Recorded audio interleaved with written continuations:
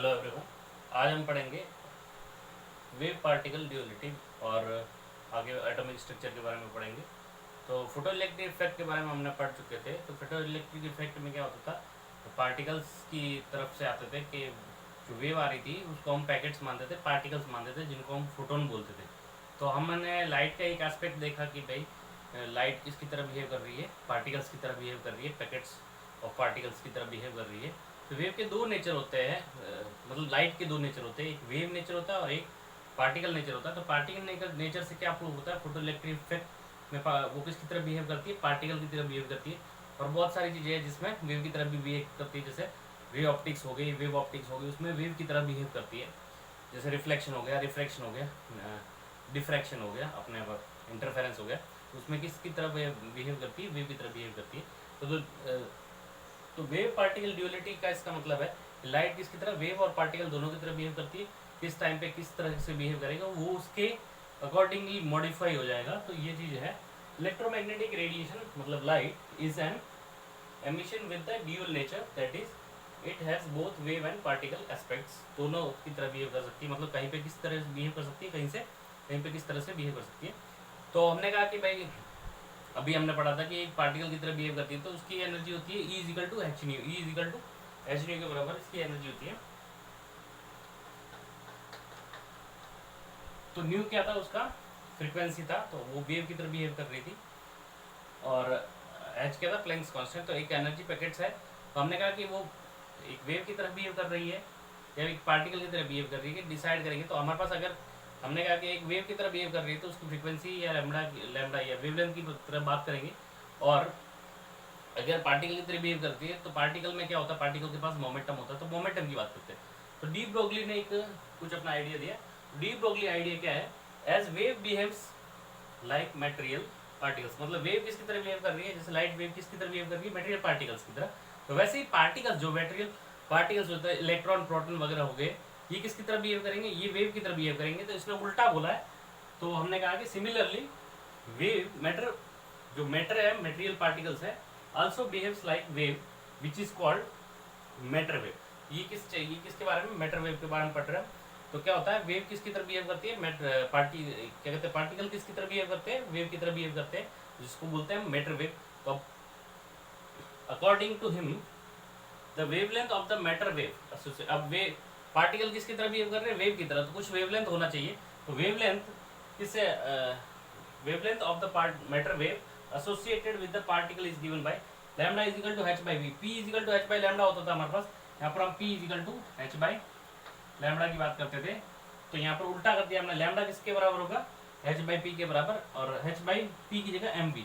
m क्या है, उसका पार्टिकल का मास, जैसे प्रोटॉन इलेक्ट्रॉन की बात कर रहे हैं, अल्फा पार्टिकल की बात कर रहे हैं, उसको कुछ स्पीड दे दी जाए तो वो वेव की तरह बिहेव करेगा। तो वो उसकी वेवलेंथ क्या होगी, lambda is equal to h by mv। m क्या है, तो उस पार्टिकल का मास, और v क्या है, उस पार्टिकल की वेलोसिटी, h by mv की तरफ बिहेव करेगा। तो ये नोट करेंगे।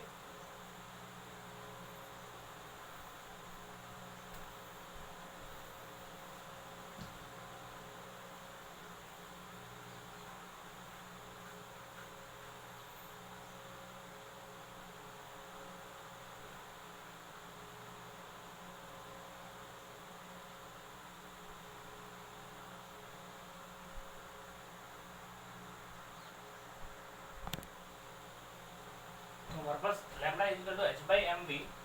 m क्या है, मास ऑफ द पार्टिकल है, v क्या है, स्पीड ऑफ द पार्टिकल है। अब हम बात करेंगे, if a charge particle q है, इस पे चार्ज q है, इज एक्सेलरेटेड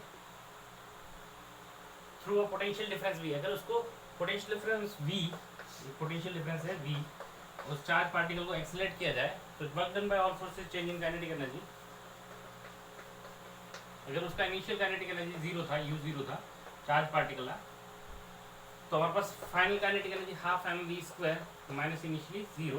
और वर्क किसने किया, इस पोटेंशियल डिफरेंस ने कितना वर्क किया, q into v, q into change in potential difference कितना है, वी है, तो q into v is equal to half m v square, small v square. तो यहाँ से स्मॉल वी को लिख सकते हैं square root of 2qv divide by m, 2q capital V divide by m. ये स्पीड है, ये पोटेंशियल डिफरेंस है।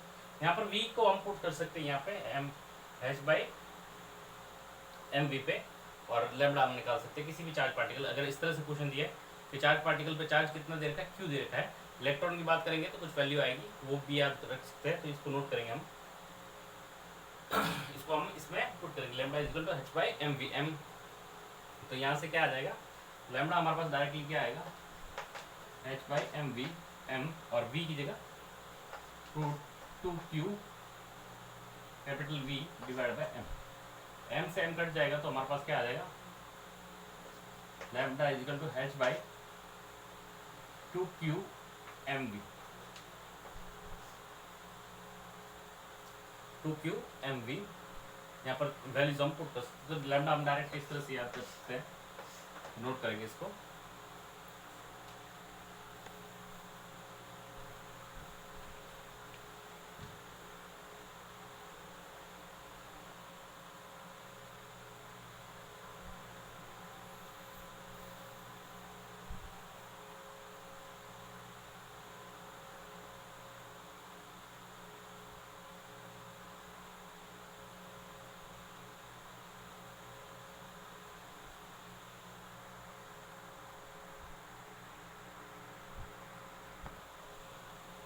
इसी पे बेस्ड हम एक क्वेश्चन करते हैं, find the ratio of D Broglie wavelength of molecules of hydrogen and helium. Hydrogen और हीलियम के मॉलिक्यूल्स की डी ब्रोगली वेवलेंथ कैलकुलेट का रेशियो करना है into gas jars kept separately at the temperature 27 degree Celsius and 120 degree Celsius separately respectively. इसको note करेंगे।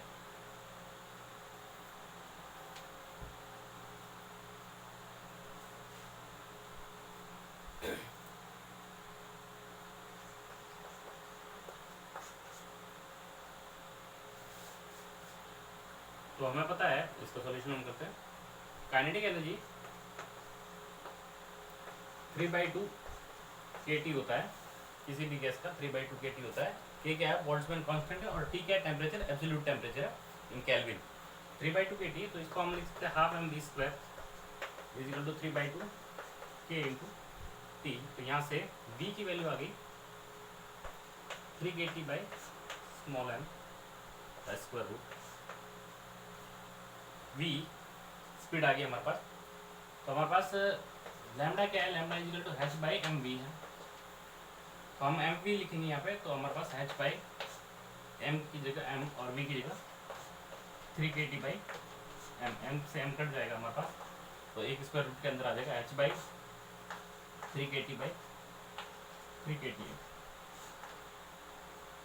तो ये लैम्डा है, हमें रेशियो लेना है 3 kT, ठीक है, अंदर आ गया। तो हमारे पास एक हाइड्रोजन का और हीलियम दोनों का रेशियो लेना है, तो यहाँ तक नोट करेंगे।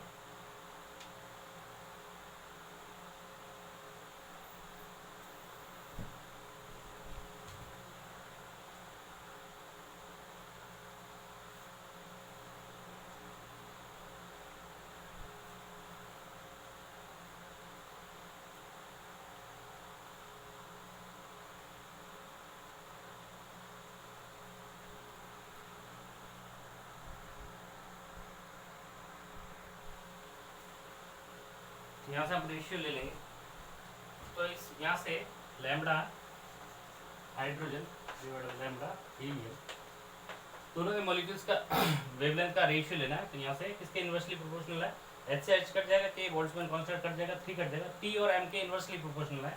तो हमारे पास t और m के इन्वर्सली प्रोपोर्शनल है। तो किसका इन्वर्सली प्रोपोर्शनल मतलब हीलियम, हीलियम और हमारे पास हाइड्रोजन, हाइड्रोजन।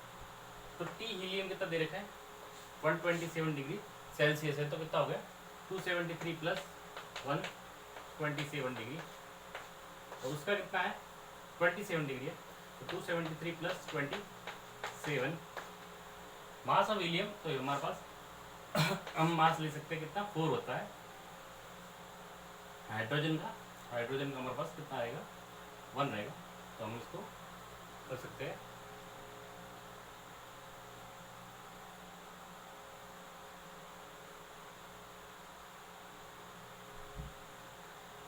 हाइड्रोजन का 2 रहेगा, तो यहाँ से कैलकुलेट कर सकते हैं कितना रेशियो आ जाएगा। 300 400 डिवाइड बाय 300 इंटू 4/2 तो कितना हो गया, ये हमारे पास 2 हो गया 8/3। ये हमारा आंसर आ जाएगा, उसको नोट करेंगे।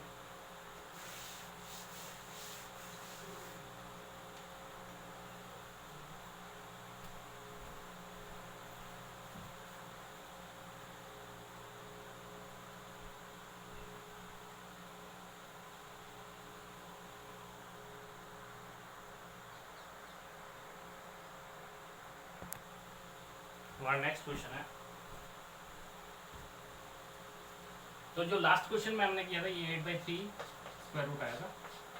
तो हमारे पास जो मास ऑफ हाइड्रोजन क्या था, हाइड्रोजन मॉलिक्यूल था, इसलिए हमने इसको 2 लिया था। हीलियम सिंगल मॉलिक्यूल होता है, मोनोएटॉमिक होता है, और ये डायटोमिक होता है, तो 2 × 1 हो गया।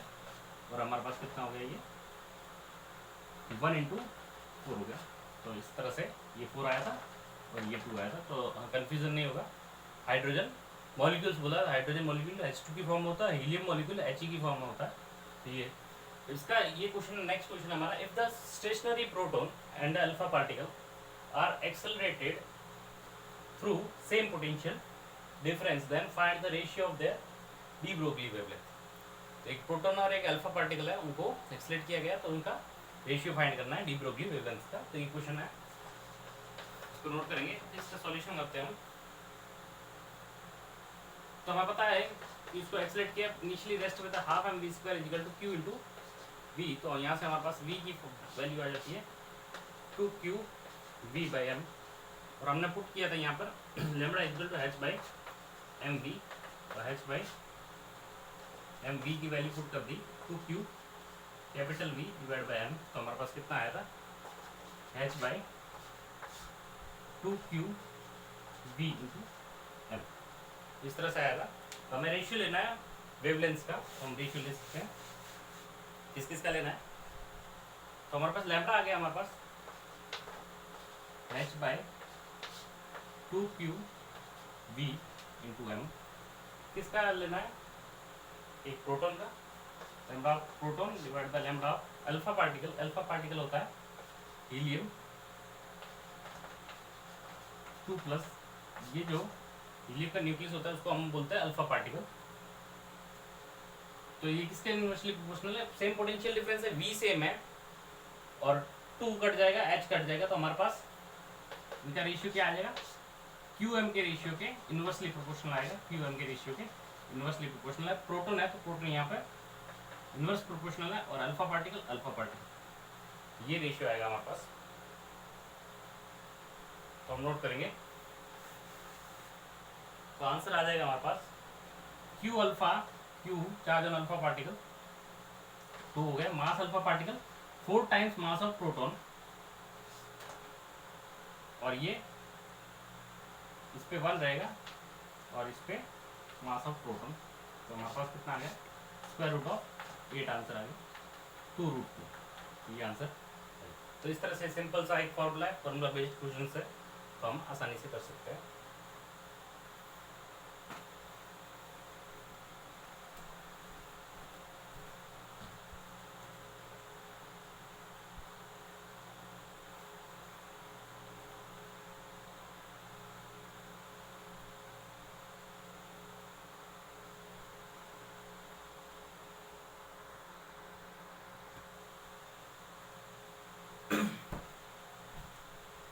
नेक्स्ट इसका चैप्टर है एटॉमिक स्ट्रक्चर। एटॉमिक स्ट्रक्चर हम केमिस्ट्री में पढ़ चुके हैं ऑलरेडी, और सारी चीज़ें वैसी की वैसी रिपीट होगी जो हमने केमिस्ट्री में पढ़ी थी। इसमें थोड़ा सा कम है क्वांटम फिजिक्स, हमने खाली फिजिक्स का पार्ट पढ़ेंगे इसमें। केमिस्ट्री का पूरा पार्ट नहीं पढ़ेंगे, स्पिन वगैरह के बारे में हम नहीं पढ़ेंगे, तो छोटा सा पार्ट है। तो हमारे पास एटॉमिक स्ट्रक्चर में एटम के स्ट्रक्चर के बारे में हम पढ़ते हैं, और हमको पता है थॉमसन ने मॉडल दिया था, उसके बाद में रदरफोर्ड ने भी दिया था, और रदरफोर्ड के बाद में बोहर का जो मॉडल है उसको हम फॉलो करते हैं। बोहर ने क्या मॉडल दिया था कि एटम में न्यूक्लियस होता है, न्यूक्लियस में प्रोटॉन और इलेक्ट्रॉन होते हैं, प्रोटॉन और न्यूट्रॉन होते हैं, और इलेक्ट्रॉन उसके अराउंड सर्कुलर ऑर्बिट्स में रिवोल्यूशन करते हैं, चक्कर लगाते हैं। तो वो मॉडल हम अभी यूज़ कर रहे हैं। तो जे थॉमसन ने पहला मॉडल दिया था, थॉमसन एटॉमिक मॉडल। थॉमसन ने बोला था कि जो पॉजिटिव चार्ज होता है वो बाहर की तरफ होता है और नेगेटिव चार्ज होता है वो अंदर एम्बेडेड होता है, जैसे वाटरमेलन की तरह एक मॉडल दिया था। तो सिंपल सा एक मॉडल था उनका। तो J Thomson found the charge to mass ratio of the electron in atomic structure. तो चार्ज टू मास रेशियो जो फेमस रेशियो होता है, charge by mass q by m ratio, जो इलेक्ट्रॉन का उन्होंने फाइंड किया था। तो ये अगर पूछते बाई चांस तो हम बता सकते हैं किसने फाइंड किया था, q by m ratio J Thomson ने किया था। He described the atom as the region in which positive charge is spread out in the space. Positive charge बाहर की तरफ फैला हुआ है with electrons embedded throughout the region. तो वो इलेक्ट्रॉन्स है वो सीड्स की तरह, much like seeds in a watermelon. तो वो जो वाटरमेलन है उसके सीड्स होते हैं उसकी तरह इलेक्ट्रॉन अंदर की तरफ होता है और बाहर जो ग्रीनरी होता है उसमें पॉजिटिव चार्ज होता है। इस तरह से एक मॉडल उन्होंने दिया था। The atom as a whole then भी इलेक्ट्रिकली न्यूट्रल। तो जितना पॉजिटिव चार्ज है बाहर उतना उतना इलेक्ट्रॉन अंदर की तरफ है। तो टोटल क्या है, इलेक्ट्रिकली न्यूट्रल है। तो कुछ ये थियोरेटिकल पार्ट है, हम पढ़ते हैं तो हमको थोड़ा सा लिखना है तो हम इस तरह से लिखेंगे।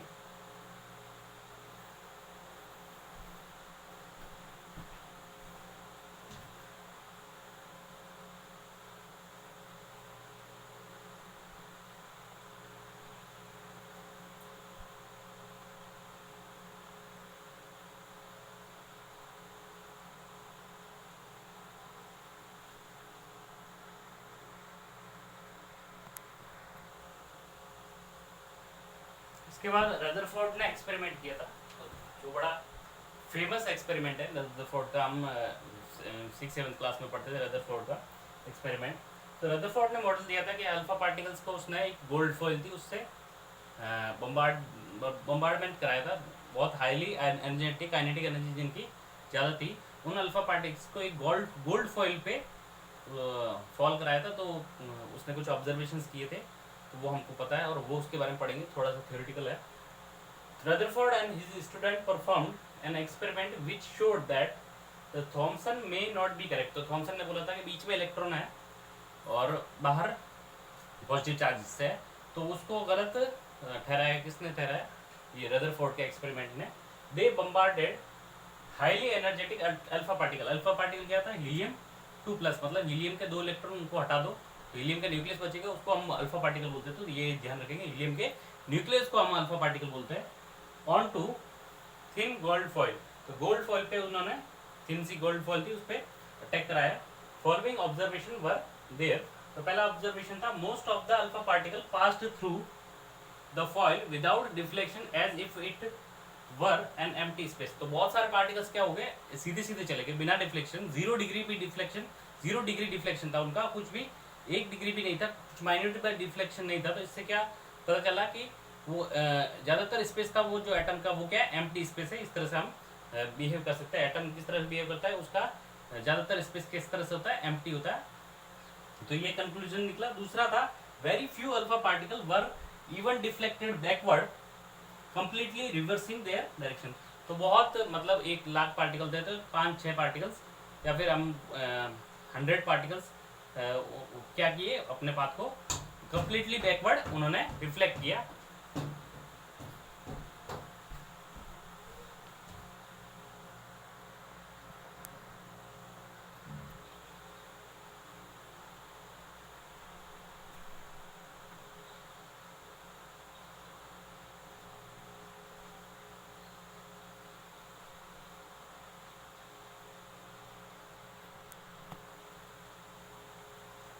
तो रदरफोर्ड का तीसरा ऑब्जर्वेशन था, the rest of the alpha particles were deflected from 0 degree to 180 degree to their original direction of motion। तो ये 3 ऑब्जर्वेशन थे कि जो सेंटर का पार्ट था वहाँ से वो 180 डिग्री डिफ्लेक्ट हुए थे, बाकी रीजन में वो पास थ्रू कर गए थे उसके, और जो थोड़े बहुत पार्टिकल्स, बाकी जो पार्टिकल्स थे वो 0 to 180 डिग्री तक रिफ्लेक्ट कर गए थे। तो उससे उसने कंक्लूजन निकाला, the Rutherford concluded that most of the part of the atom is empty. जो पहला ऑब्जर्वेशन था उससे पता चला। And all positive charge is concentrated at the centre in the very small volume. तो जो पॉजिटिव चार्ज था अल्फा पार्टिकल, पॉजिटिव पार्टिकल था, तो वो पॉजिटिव से पॉजिटिव रिपेल करता है और वहाँ से वो 180 डिग्री वापस टर्न बैक कर गया। तो उसने ये ऑब्जर्वेशन दिया कि भाई जो सेंटर पे है वो पॉजिटिव चार्ज कंसनट्रेटेड है और बहुत कम वॉल्यूम में कन्फाइंड हो रखा है वो, and he named it nucleus. तो इसका उसने नाम दिया, न्यूक्लियस नाम दिया। और उसने बोला electrons are moving around the nucleus, तो इलेक्ट्रॉन मूव कर रहे हैं न्यूक्लियस के अराउंड, जैसे प्लानिटरी मोशन में सन के अराउंड प्लैनेट्स करते हैं, उसी तरह से सर्कुलर ऑर्बिट्स में इलेक्ट्रॉन्स न्यूक्लियस के अबाउट मूव कर रहे हैं। तो ये उसने बताया। लेकिन इसका ड्रॉबैक ये था कि इलेक्ट्रॉन अगर मूव कर रहे हैं तो मूव करते हैं इलेक्ट्रॉन चार्ज इलेक्ट्रोमैग्नेटिक रेडिएशंस निकलती है जिसको, तो अगर चार्ज पार्टिकल एक्सलेट हो रहा है, एक्सलेट मतलब अगर वो सर्कुलर ऑर्बिट्स में मूव कर रहा है तो उसका एक सेंट्रीपिटल एक्सलेशन होगा। अगर मान लेते हैं कि यूनिफॉर्म मोशन में मूव कर रहा है तो उसका एक सेंट्रीपिटल एक्सलेशन होगा। तो सेंट्रीपिटल एक्सलेशन होगा, इसका मतलब वो एक्सलेटेड मोशन में है। और कोई भी चार्ज पार्टिकल अगर एक्सलेटेड मोशन में होता है तो वो इलेक्ट्रिक फील्ड, मैग्नेटिक फील्ड और इलेक्ट्रोमैग्नेटिक रेडिएशन निकालता है। तो इसका ड्रॉबैक क्या था कि भाई इलेक्ट्रोमैग्नेटिक एक्सलेटेड चार्ज पार्टिकल है और इलेक्ट्रोमैग्नेटिक रेडिएशन निकलेगी, और रेडिएशन निकलेगी तो पहला तो ये बता दें रेडिएशन का एक्सप्लेनेशन दो कि रेडिएशन कहाँ कैसे निकल रही है।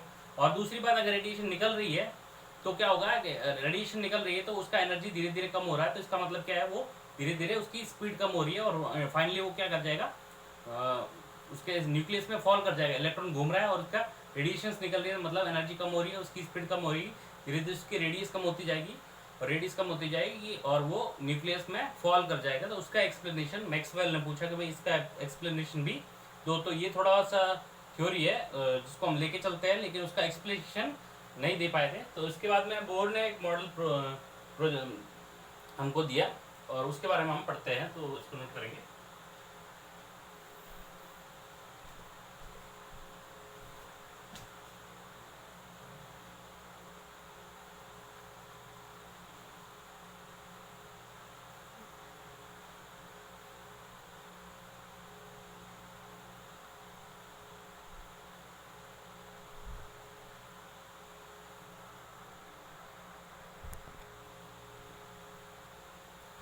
इसके बाद में बोर ने मॉडल दिया था, Bohr's model of hydrogen, hydrogen atom के लिए उसने मॉडल दिया था। The first successful picture of the atom was given by bore.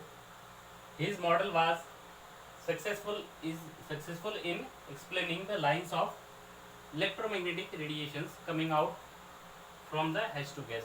तो उसने H2 गैस पे एक्सपेरिमेंट किया, हाइड्रोजन गैस पे, और इलेक्ट्रोमैग्नेटिक रेडिएशन किस तरह से निकल रहे हैं उसका एक्सप्लेनेशन दिया था। Although this model is now completely replaced by quantum mechanical theory, अभी क्वांटम मैकेनिकल थ्योरी से पूरा रिप्लेस कर चुके हैं, लेकिन but it was historically important to the development of the quantum mechanics. तो ये अपना एक इम्पोर्टेंट रोल प्ले करता है और इसके बारे में हम कुछ पोस्टुलेट्स है उसके बारे में हम पढ़ेंगे, तो इसको नोट करेंगे।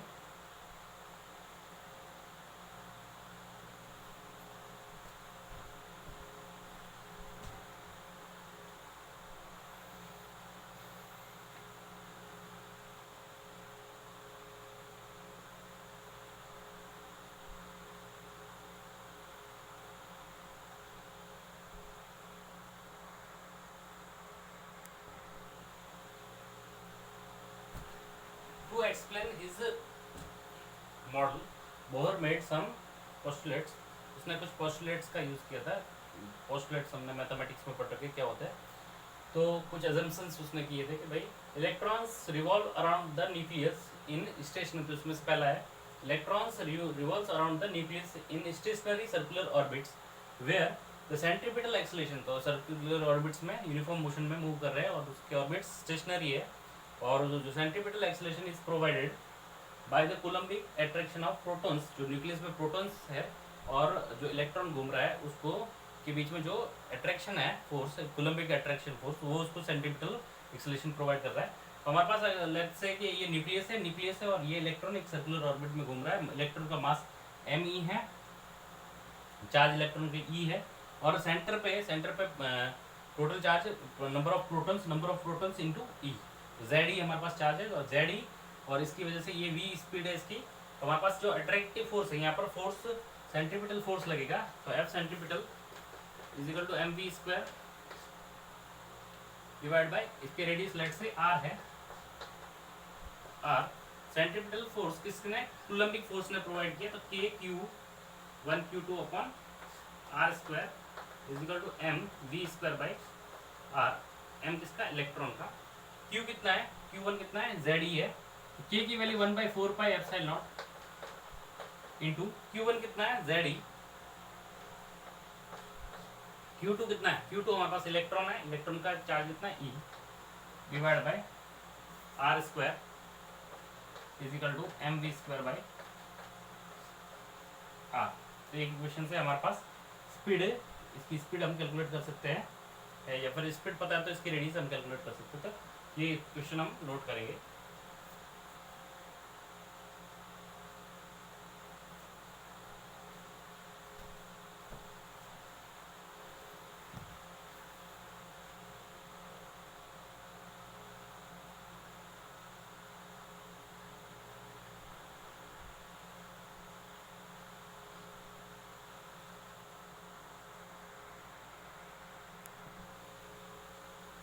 इसका दूसरा पोस्टुलेट था, instead of the infinity of the orbits which would be possible in classical mechanics. तो क्लासिकल मैकेनिक्स जो हम जनरल यूज करते हैं मैकेनिक्स में, उसके अकॉर्डिंग तो इनफाइनाइट ऑर्बिट्स होने चाहिए, लेकिन ये परमिसिबल नहीं होते, इनफाइनाइट ऑर्बिट्स नहीं हो सकते, पर्टिकुलर ऑर्बिट्स होते हैं, कुछ रूल्स फॉलो होते हैं। उसके रूल ये है, उसने बोला था it is only possible for an electron to move in a circular orbit for which orbital angular momentum is an integral multiple of h/2π। मतलब जो एंगुलर मोमेंटम है, orbital angular momentum L is integral multiple of h/2π। तो h/2π का integral multiple मतलब n क्या है यहाँ पर, n 1 2 3, तो nh/2π होना चाहिए। तो इंटीग्रल मल्टीपल ऑफ h/2π मतलब, तो L is equal to mvr। अगर एक सर्कुलर ऑर्बिट में इलेक्ट्रॉन जा रहा है, जैसे ये इलेक्ट्रॉन, इसकी स्पीड v है और ये रेडियस r है, तो इसके सेंटर के अबाउट इसका एंगुलर मोमेंटम कितना होगा। एंगुलर मोमेंटम हम पढ़ते हैं, हमने सीखा है, अगर इसका मास m है और इसकी स्पीड v है और ये परपेंडिकुलर, ये इसकी वेलोसिटी और ये रेडियस में दोनों एक दूसरे से परपेंडिकुलर है, तो इसका एंगुलर मोमेंटम कितना होगा, mv इंटू आर। तो हमारे पास mv इंटू आर, और v और r दोनों परपेंडिकुलर है, तो mvr sine theta, sine 90 degree है, तो हमारे पास एक्चुअली क्या हो गया, mvr साइन, और साइन कितना 90 डिग्री, तो हमारे पास कितना होगा angular momentum mvr, sine 90 degree की वैल्यू 1। तो हमारे पास कितना आएगा angular momentum mvr is equal to nh/2π। n क्या है यहाँ पर, ये n है, n कितना है, n 1 2 3, तो ये परमिसिबल ऑर्बिट्स है, तो जिसके लिए n की वैल्यू 1 रखेंगे तो वो परमिसिबल ऑर्बिट होगा, n की वैल्यू 2 रखेंगे तो ये परमिसिबल क्वांटाइज्ड ऑर्बिट्स है, तो इसको बोल सकते हैं परमिसिबल क्वांटाइज्ड। क्वांटाइज्ड मतलब ऑर्बिट्स भी क्या है, क्वांटाइज्ड है, मतलब 1 है, 1.1 नहीं होगा, 1.2 नहीं होगा, इंटीग्रल मल्टीपल होगा, तो क्वांटाइज्ड ऑर्बिट्स। हमारे पास n क्या है, 1 2 3, जो क्या है परमिसिबल क्वांटाइज्ड ऑर्बिट्स है। इनफाइनाइट ऑर्बिट्स पॉसिबल नहीं, कुछ ऑर्बिट्स पॉसिबल है, उसके लिए उसका इंटीग्रल मल्टीपल होना चाहिए, इंटीग्रल मल्टीपल ऑफ h/2π होना चाहिए। क्या होना चाहिए, angular momentum is integral multiple of h/2π। तो ये इसका सेकंड पोस्टुलेट है और इम्पोर्टेंट है, इसको नोट करेंगे।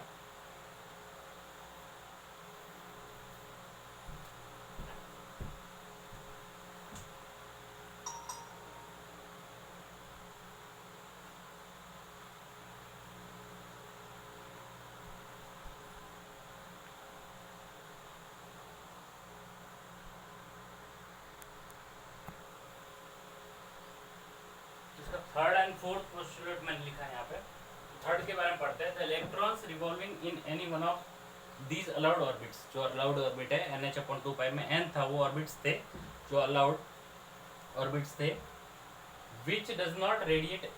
तो जो अलाउड ऑर्बिट थे वो नॉन रेडिएटिंग है और उनको हम स्टेशनरी ऑर्बिट्स बोलते हैं। तो उसने एक्सप्लेनेशन दिया कि भाई जो रेडिएशन निकल रही थी, इलेक्ट्रोमैग्नेटिक रेडिएशन, वो क्यों नहीं निकल रही है, क्योंकि वो जो ऑर्बिट जिसमें इलेक्ट्रॉन घूम रहे हैं वो नॉन रेडिएटिंग ऑर्बिट्स है।